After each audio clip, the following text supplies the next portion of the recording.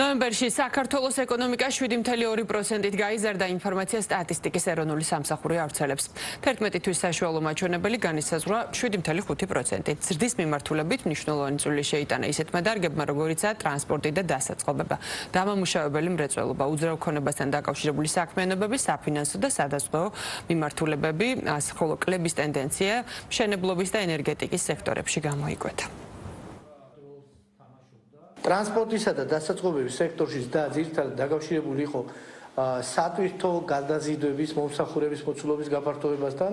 ძირითადად ეს ეხება როგორც საგზაო, ისე საჰაერო ტრანსპორტის მიმართულებას და შესაბამისად გაიზარდა ტვირთის სატრანსპორტო დამუშავების და დასაწყობების მაჩვენებელი.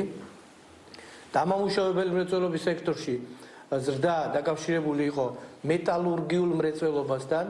გაზრდილია თუჯის, ფოლადის და ფეროშენადნობების წარმოება. უძრავი ქონების ოპერაციების სექტორს რაც შეეხება, აქ ზრდა ძირითადად განაპირობა როგორც საკუთარი, ისე იჯარით აღებული არასაცხოვრებელი შენობა ნაგებობების გაქირავებასთან და მის მართვასთან დაკავშირებული საქმიანობების მოცულობის გაფართოება.